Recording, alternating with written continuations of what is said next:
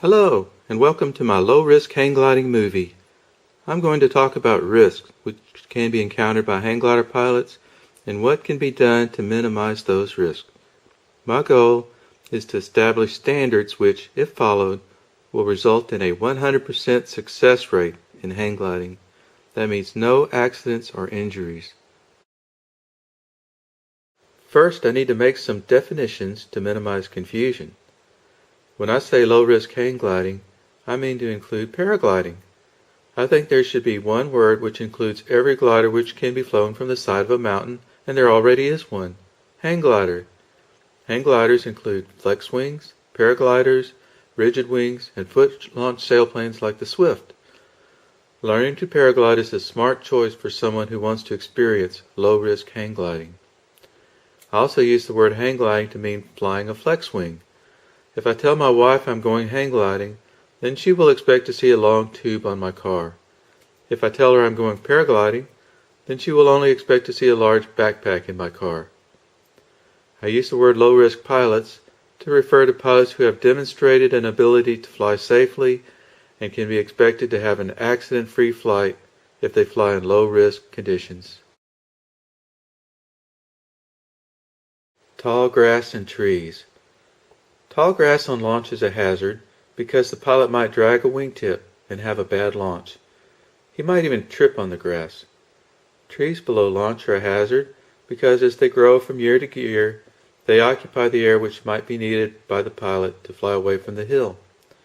The grass should be kept mowed and the trees below launch should be kept cut back. We have begun cutting trees below launch all the way to the ground every winter. This can be done with just a pair of loppers. The trees on Mount Nebo would have to grow for several years before they became a problem because of the steep drop-off below the mowed part. The trees at Jasper would become a hazard after only one season of growth. We need to keep an eye on the vegetation on launch and assess if it is adequate for a low-risk takeoff. Let's look at why soarable wind is a risk factor. There are several things which could happen if the pilot is having an extended flight due to ridge lift. The weather could change before he lands. The sun could set before he lands. He is at risk of a collision with other pilots who are soaring the ridge. He could fly into the trees along the ridge. He could lose altitude while not flying towards the landing field. If that happens, then the landing field might become out of reach. There are several things which could happen even if the pilot does not have an extended flight. The headwind means that the glider will not glide as far. The landing field, which can be easily reached in no wind, might be out of glide in wind. Landing downwind is more dangerous because of the higher ground speed. Launching in high wind adds to the risk because the glider is more difficult to control. It is more difficult to maneuver into small fields. Here's why thermic air is a risk factor. Thermals when launching make the wing more difficult to control. Thermals in the air make controlling the glider more difficult. Skill may be required to prevent a paraglider canopy from collapsing. Thermals enable the pilot to stay up for a long time. Conditions could deteriorate while the pilot is flying. Thermals in the landing field make the approach more difficult. The glider doesn't descend at a steady rate. Sometimes the glider actually goes up. Thermals can change the wind direction in the landing field. Thermals make it less likely that the pilot will be able to glide to a faraway landing field. Ridge lift and thermals add risk to the flight, but it is a small risk for experienced pilots. I have no intention of asking other pilots to give up flying in those conditions. I had many memorable flights last year with thermals and ridge lift without incident. This flight was from Mount Nebo in September. I didn't have a long cross-country flight, but I did climb to over a mile high above the valley floor. I got cold after 2 hours in the air, but that was a small price to pay for such an enjoyable flight. The same day, some pilots flew from Mount Magazine to Mount Nebo and beyond. Another pilot flew from Heavener, Oklahoma to the Albright landing field just below Mount Magazine. Pilots who have the ability to fly in thermals and ridge lift do not want to give up flying in those conditions. When they do fly in those conditions, though, they may face additional risks. As the pilot glides towards the large field in the distance, he will be flying over many much smaller fields. They have all been landed in, but often the pilot feels lucky to have landed without injury.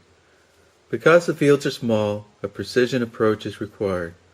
If the pilot is too high when he turns final, then he will fly into the trees at the other end. If he is too low, then he will clip the trees at the approach end. If the pilot is flying downhill, then he may continue to fly all the way to the other end of the field without being able to stop his glider. One solution to avoiding a downhill landing is to fly uphill. Sometimes that means flying downwind though. Flying downwind can have serious consequences if the ground speed is faster than the pilot can run. Several of these small fields also have power lines through the middle of them. Flying into a power line is much more serious than flying into a tree. Also, with the line going through the middle of the field, there is no way to go around it. A small field with a power line going through the middle is not a low-risk field. One of the fields has a pond at the bottom of the slope. If a pilot is flying downhill and doesn't stop before getting to the pond, then he will go into it. He can't go around it. Some of these fields have large sticker bushes and tall grass. Landing in these would be very unpleasant and possibly dangerous. If a barbed wire fence divides a field, then the pilot must make a decision as to which side of the barbed wire fence he is going to land. It is a bad idea to just let the glider land on whichever side it wants to land on. The glider might just decide to land on the fence itself. This would be very dangerous for the pilot. If the landing field is just beyond the pilot's glide, then he may try to make it anyway. One method which has been tried is slowing the glider down to briefly gain a little altitude. If that isn't enough, then the pilot may slow down a little more, then a little more. Eventually what could happen is that the pilot might stall his glider. He may also collide with the obstacle which he is trying to avoid. That could be a line of trees, power lines, or a barbed wire fence. If it is not certain that the pilot will be able to glide to the large field, then it is not a low-risk flight. There are 3 sites in Arkansas which are appropriate for low-risk hang glider pilots to have low-risk flights: Mount Nebo, Mount Magazine, and Jasper. All 3 have easy, grassy slopes and large landing fields. As the pilot in the video flies to a graceful landing in the Albright field, I would like to talk about how many hazards are non-existent for this flight from Mount Magazine. The launch has no tall grass or tall trees. The state park does a great job keeping the grass mowed. The wind was not strong enough to be soarable. It was late in the day, so there were no thermals. The landing field is flat with no downhill slope. With no slope in the landing field, there is no reason to perform a downwind landing. The field is large with no barbed wire fence. There are power lines along the western edge of the fence, but I don't consider them to be a hazard. They are easily avoided. The landing field is close enough to easily make with a wide margin. I will close this movie with a landing at the large Mount Nebo racetrack field. I had an unusual approach to the field because I had been trying to glide to the field next to my house, which was further away.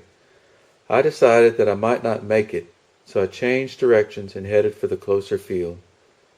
This field is close enough that I have never come up short, even when flying in the middle of the day when sync was present. For low-risk flights, the pilot should head to this field immediately after launch. Everyone wins if low-risk pilots are allowed to fly Mount Nebo and Mount Magazine. The pilots win because they get to fly the easiest, safest sites in the state and fly with their friends. The mentors win because there will be less stress knowing that the flight will be uneventful. The state park wins because they don't have to exclude pilots from taking advantage of the wonderful assets which are enjoyed by other pilots. Thank you for taking the time to watch my movie on low-risk hang gliding. I hope to meet you on the mountain in the year to come.